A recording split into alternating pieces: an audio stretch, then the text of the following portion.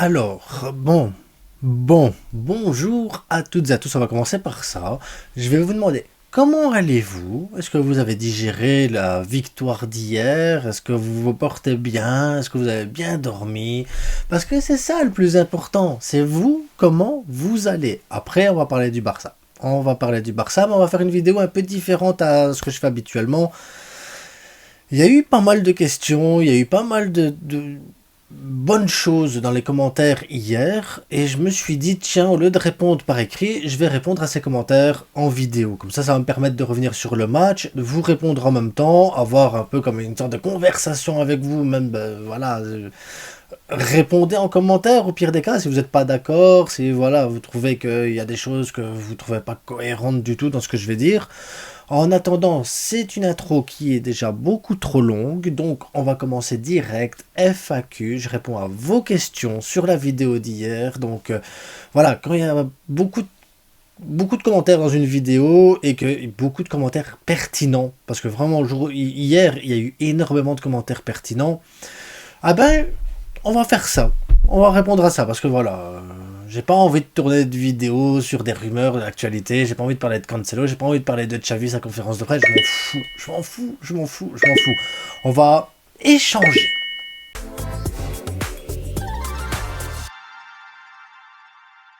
Et on va commencer tout de suite, parce que la vidéo, je ne sais pas combien de temps elle va prendre, donc franchement, allumez la PlayStation, il n'y aura rien comme affiche en dessous, il y aura, voilà, c'est vraiment une vidéo simple, je parle, je lis, voilà, c'est tout.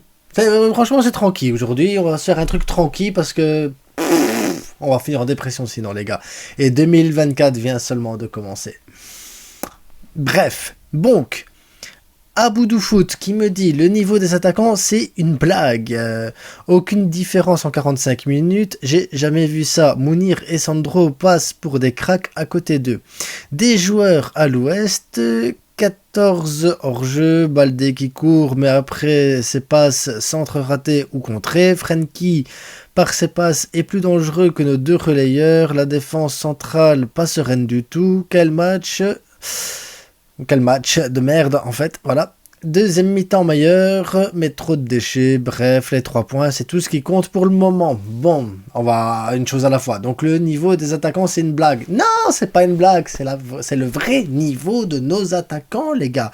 Aucune différence en 45 minutes. Non, d'habitude, vous savez, je fais mon débrief et je prends des notes. Ça, c'est la première mi-temps. Et la deuxième, j'ai arrêté. Je pouvais plus. Je pouvais plus prendre de notes. Je fais, c'est pas possible. J'étais comme ça.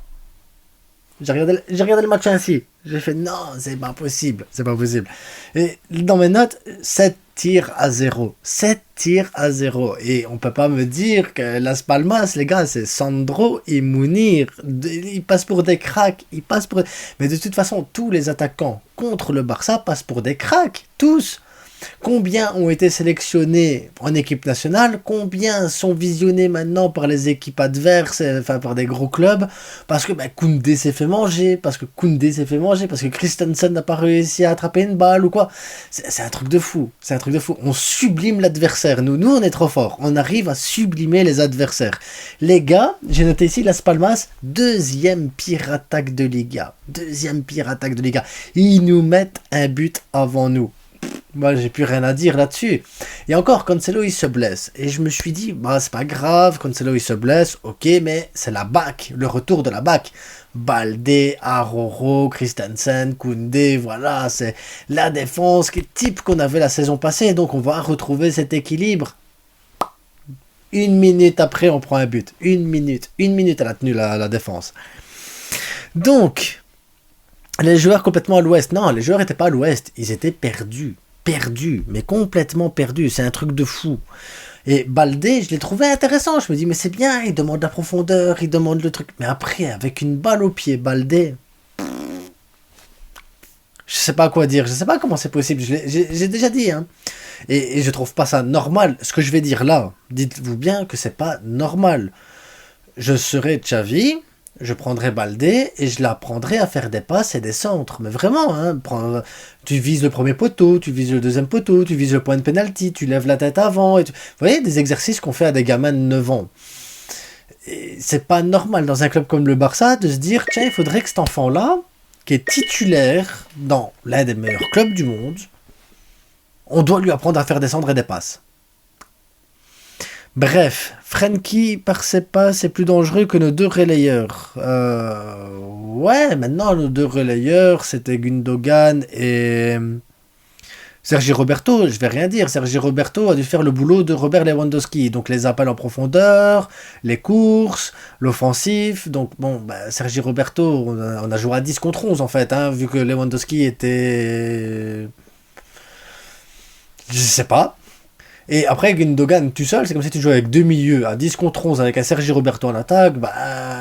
Tu t'attends à quoi? Tu t'attends à quoi avec un truc pareil? Bref. De toute façon, j'ai vu les autres questions. Hein. On va revenir sur d'autres points après, vous en faites pas. Les 3 points, deuxième mi-temps meilleur. Ouais, deuxième mi-temps était bien.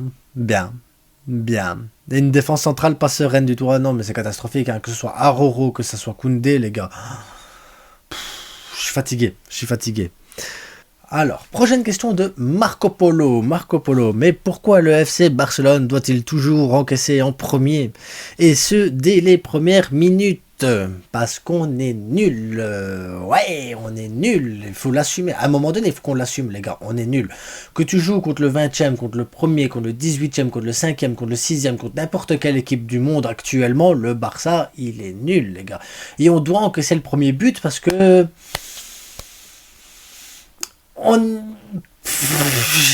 Franchement, c'est compliqué c'est compliqué de répondre à part on est mauvais parce que le placement défensif il est mauvais, le placement du milieu de terrain il est mauvais, l'espace entre les lignes elle est trop grande.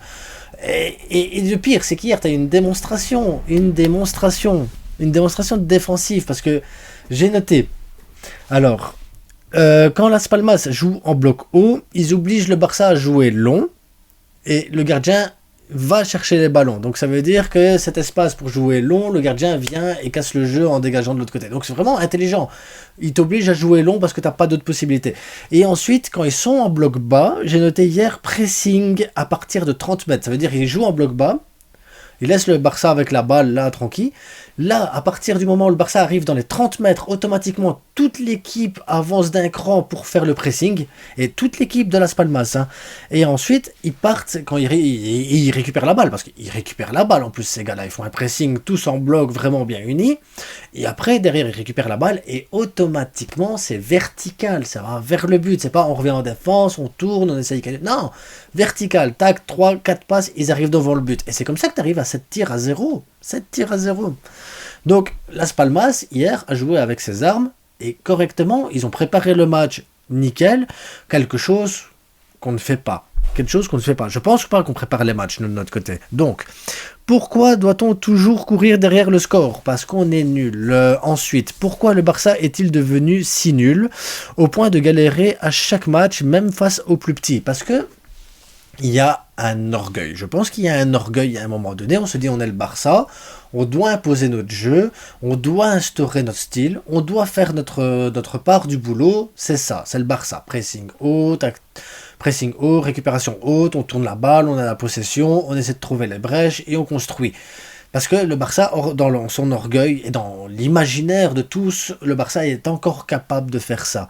Et donc je pense que ça empêche Xavi, son staff, les joueurs, de préparer correctement les matchs. À partir du moment, et ils doivent ouvrir les yeux, et on doit tous ouvrir les yeux, mais surtout eux, le staff, on est une équipe lambda. C'est vraiment le mot. On est une équipe lambda. Et comment une équipe lambda prépare un match pour le week-end? Ils analysent l'équipe adverse. Une fois qu'ils ont analysé l'équipe adverse, ils regardent, ah tiens, là, il y a un problème de placement. Là, ils savent pas jouer comme ça. Leur point faible, c'est peut-être les balles en hauteur, les centres. Peu importe. Tu analyses l'équipe adverse et tu dis, tiens, mais pour contrer ça, à ce moment-là, on va jouer comme ça, on va faire ça. On va essayer de jouer la profondeur sur ce côté-là. Mais là, par contre, on va essayer de plus garder le ballon pour attirer un maximum. Bref, il y a des tas de choses, il y a des tas de tactiques. Hein. Je ne vais pas vous inventer que je connais toutes les tactiques du monde, mais il y a des tas de tactiques différentes, il y a des tas de possibilités suivant comment l'adversaire se positionne et comment il joue. Et je pense que nous, on est nuls face à tout le monde parce que comme on est devenu une équipe lambda et qu'on a toujours cet orgueil d'être un grand club, on prépare pas les matchs. Et donc, pas de préparation, on est nul contre tout le monde. Et c'est pour ça qu'après, en deuxième mi-temps, on joue mieux. Parce que là, on est surpris, on se dit, tiens, bizarre, en première mi-temps, on fait rien de spécial, on est mauvais. Bah oui, normal qu'on est mauvais parce qu'on n'a pas préparé le match. Alors là, tu arrives à la mi-temps, tu gueules sur les joueurs, pourquoi tu fais pas ça. Bah, maintenant, les joueurs, ils savent ce qu'ils doivent faire, bah oui, c'est mieux. Bref, on est devenu une équipe lambda. Donc, là, je ne crois pas que l'on puisse incriminer Xavi. Moi, je pense qu'on peut incriminer Xavi, justement, parce qu'il y a un problème de préparation pour les matchs. Après, il n'y a pas que Xavi, hein, les joueurs aussi. C'est grave d'être comme dans cet état d'esprit-là, mais bon. Pour une fois, il a été réglo. Bonne composition et des changements plutôt cohérents. Un peu tard pour moi les changements, mais après, voilà, c'est chacun voit les choses comme il l'entend, il n'y a pas de souci avec ça. Rien à dire, il a fait sa part. C'était maintenant aux joueurs de faire la leur. Et ils ne l'ont pas fait. Moi, je le répète, le Barça, ce Barça-là n'ira nulle part. Et ça sent la saison blanche. Navré de le dire si tôt. C'est pas pour... lire la suite. C'est pas pour porter la malchance, c'est la réalité. Et je suis en colère. J'ai même envie de porter plainte contre cette version. Alors, oui. Il ne faut pas incriminer Xavi. À un moment donné, Xavi doit réussir à motiver ses joueurs, doit réussir à les impliquer aussi, ces joueurs-là. Parce que c'est bien, tu as mis une équipe. Moi, l'équipe, voilà, à part Rafinha, que j'aurais pas mis titulaire, j'aurais mis Yamal. Moi, l'équipe, elle était bien, il n'y avait pas de souci. Je pense que c'est même l'équipe que j'avais mis, moi, de mon côté, dès le départ, aussi dans mon 11 type, à part Rafinha. Donc, il y a une cohérence. Mais tu dois insuffler cet esprit de gagne, cet esprit de victoire, tu dois insuffler cette envie de se rebeller aux joueurs. Si tu n'y arrives pas, c'est que tu as un problème dans ton coaching, un problème dans ta manière de communiquer aussi. Je pense que Xavi, sur le plan manager, en tant que manager, est mauvais. Voilà, je pense que Xavi est mauvais en tant que manager. Il n'arrive pas à tirer le maximum du potentiel de chaque joueur et il n'arrive pas à faire ce qu'il faut pour que les joueurs soient justement libérés et à avoir envie d'aller chercher plus loin. Hier, il y avait un pressing, je l'ai noté, pressing mou. On est retour sur le pressing mou. Trop d'espace entre les lignes. Ils cherchent leur position et le placement défensif, il est catastrophique. Moi, je me pose la question, est-ce que les joueurs, même si tu mets la bonne formation, est-ce qu'il y a une analyse? Est-ce qu'il y a quelque chose qui est travaillé à l'entraînement? Est-ce qu'il y a des vidéos qui montrent comment ils doivent se placer? Comment ils doivent chercher les passes dans les mauvais tempos? Enfin, à un moment donné, je veux bien, les joueurs, ils ont leurs reproches, mais Xavi a aussi ses reproches. Hein. On peut pas tout mettre sur Xavi, mais tu peux pas tout mettre sur les joueurs non plus. Je pense que vraiment, il y a un problème. Il y a un problème.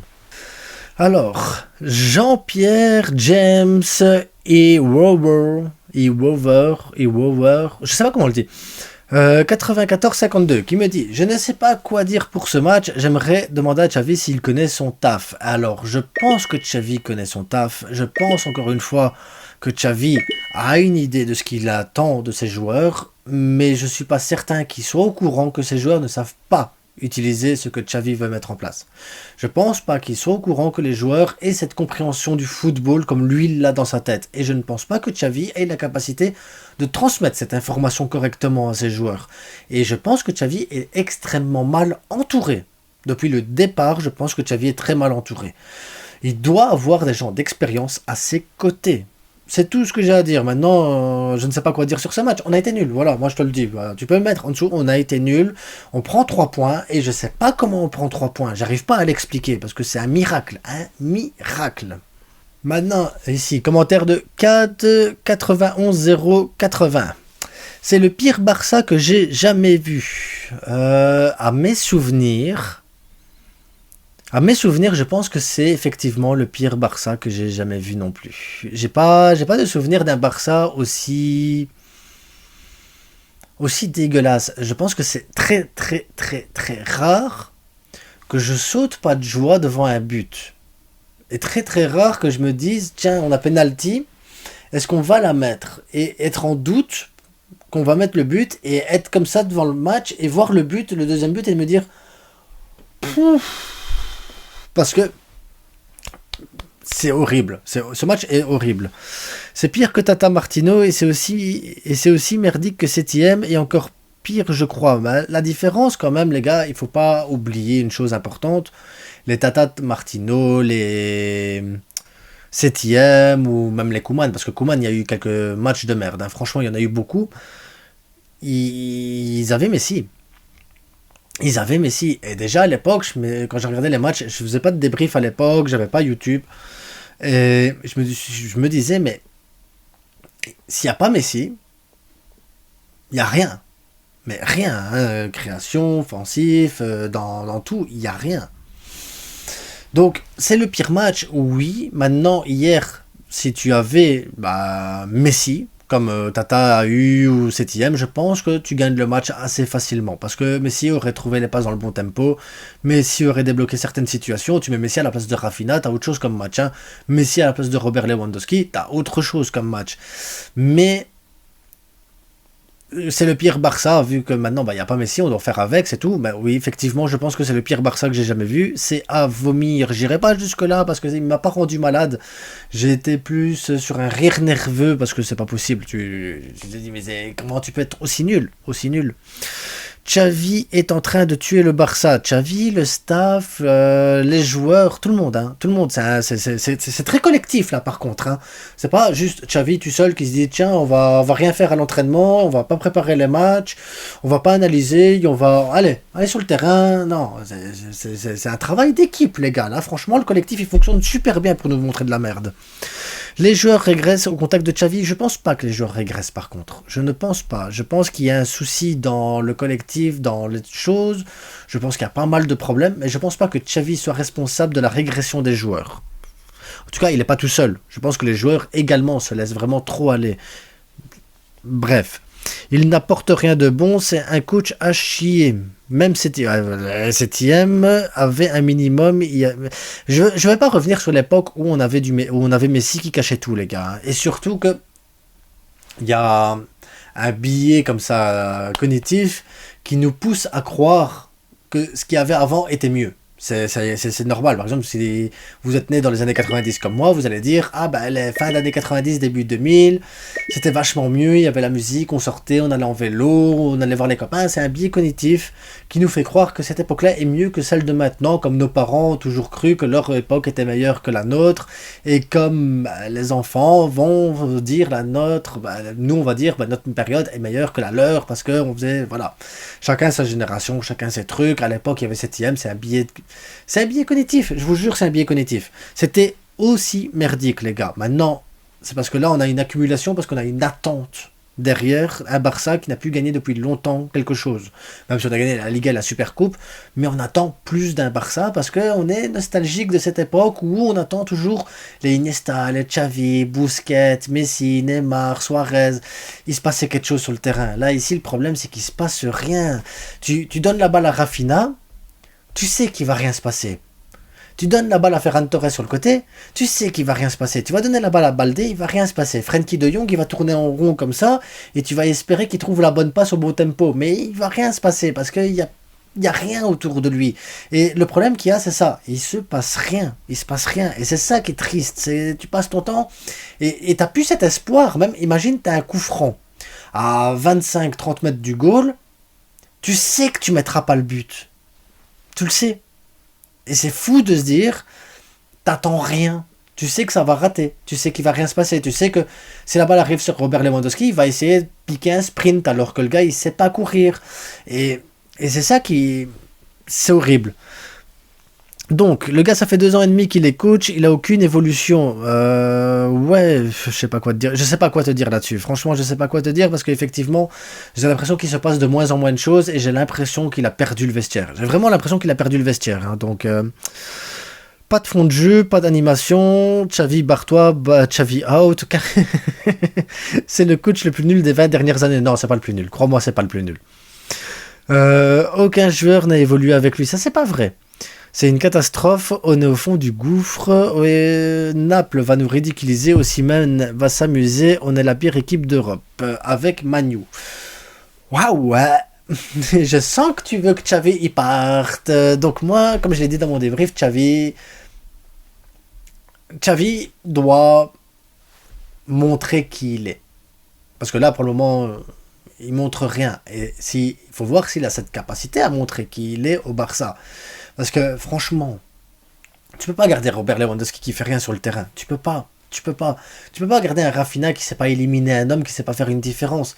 C'est impossible. Tu mets Lamine Yamal, il t'apporte plus en 10 minutes que Rafinha. Tu peux pas.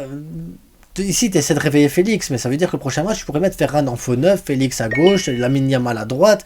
Tu vas voir quelque chose. Tu mets à la mi-temps, tu fais sortir Ferran à la 45e, tu mets Roquet, et tu vas voir, il va se passer des choses, il va se passer des choses. Ça va être bien. Franchement, ça peut se passer des choses bien. Mais tu dois avoir les couilles. Tu dois les poser sur ta table et tu dois à un moment donné faire des choix. Peu importe le nom du joueur, tu dois faire des choix et tu dois faire valoir la méritocratie, comme tu l'as dit au début d'année. Xavi, quand t'es arrivé, méritocratie, tout le monde repart de zéro, mais ça doit être tout le temps comme ça. Chaque semaine, tu repars de zéro. T'as les entraînements, ça repart de zéro. Tu vois les matchs, ça repart de zéro. T'es mauvais, hop, t'es mauvais, toi aussi. Tu travailles pas l'entraînement, très bien. Tu apportes rien, très bien. Et tu dois être plus sévère, c'est comme ça. Et moi, j'espère voir ça à un moment donné. J'espère le voir. J'espère que Xavi va péter un câble à un moment donné et qu'il va nous faire ça. Et qu'on va se dire, ok, là, il a pété son câble, il est en train de tester quelque chose. Et après, ça fonctionne pas, tant pis, c'est pas grave. Mais en juin, il doit partir. En juin, il doit partir. Maintenant, je sais que les gens ils vont dire, ouais, avant, mais Rafa, il fait du beau travail à la B. Et je veux pas perturber l'équipe B. Bref. De toute façon, je me suis déjà expliqué plein de fois là-dessus. Et Osimhen va s'amuser, c'est possible, hein, parce qu'on est en train de relancer toutes les équipes d'Europe, nous. Dès que tu joues contre une équipe, l'équipe, elle devient forte. Donc, il est possible que Naples, qui est en pleine crise, qui va mal, qui est pas bien, on est capable de relancer Naples, d'aller les faire gagner le championnat, la Serie A, d'aller les faire envoyer en finale de Ligue des Champions, grâce à nous. Parce que nous, on est comme ça, Prenez de la confiance. On offre. Alors, commentaire de Michel Mathieu. Xavi n'a pas le don de manager une équipe. On peut en discuter des heures. Il faut une refonte complète du club avec un vrai manager, des investisseurs sérieux. Plus de sentiments, rien que de l'efficacité. Et je pense que oui, j'ai résumé ta question sur toutes les autres questions d'avant. En fait, hein. Oui, manager, Xavi ne l'est pas. Le staff, il faut le changer, effectivement. Une refonte complète du club, il faut absolument refaire les bases, que ce soit le recrutement, que ce soit le financier, que ce soit les profils qu'on doit rechercher, que ce soit le staff technique à côté. Il y a beaucoup de choses qui doivent être retravaillées au sein du club et il doit y avoir un coach mental pour chaque joueur. À un moment donné, il faut un coach mental pour dire de redynamiser tout ça parce que ça va pas. Et des investisseurs sérieux, là par contre, je ne sais pas comment, là c'est pas, je ne sais pas, là je ne sais pas comment on fait pour trouver des investisseurs sérieux, je ne sais pas comment on négocie des contrats, je ne sais pas, ce n'est pas mon domaine donc je ne pourrais pas te répondre là-dessus. Mais rien que de l'efficacité, oui, je confirme, il faut de l'efficacité. Un peu à l'image de Ferran Torres qui marque un but sur le seul tir qu'il met. Voilà, une frappe cadrée, un but, c'est un truc de fou. Moi, je me suis dit, c'est un truc de fou de se dire, Ferran Torres, homme du match, Sergio Roberto fait un super match, et sur le terrain, tu as Frenkie de Jong, Gundogan, Robert Lewandowski, Aroro, Koundé, quand même des top joueurs, les gars. Il faut dire ce qui est, c'est des top joueurs. Et c'est Sergio Roberto et Ferran Torres qui sont vraiment les hommes du match pour moi. 2024. Ça fait mal. Bref, on va s'arrêter là pour la vidéo parce que je sais pas combien de temps je parle tout seul, les gars. Ouais, c'est bizarre. Bref. Donc, on se retrouve bientôt pour une prochaine vidéo. Il n'y aura pas d'avant-match pour le match de Coupe du Roi parce que pour ça, il faut analyser l'équipe adverse, mais je ne saurais même pas vous dire le nom de l'équipe adverse contre qui on va jouer, alors analyser. Voilà, la seule chose que je peux vous dire sur ce match-là, c'est que je ne veux pas avoir Rafinha, je ne veux pas avoir Robert Lewandowski. Je veux pas les voir, j'en ai marre de les voir, c'est un truc de fou, je peux pas. À la rigueur, je veux bien qu'on mette Sergio Roberto en pointe et Oriol Romeu en 6 avec Frenkie, avec Fermin, Gundogan, pour dire de bien, voilà, jouer avec un milieu à 4 pour dire de bien combler les trous, parce qu'on sait jamais c'est une D4, mais je veux pas les voir. En attendant, n'oubliez pas le plus important, le Barça est invaincu en 2024 et ça, c'est positif. Oui, c'est positif, on est invaincu, on prend les 3 points, on est dégueulasse, mais ça reste que du foot. Alors, abonnez-vous, likez, partagez, parce que je ne le dis pas, je ne le dis jamais assez. Et on se retrouve bientôt. En attendant, portez-vous bien, c'est que du foot les gars, c'est que du foot.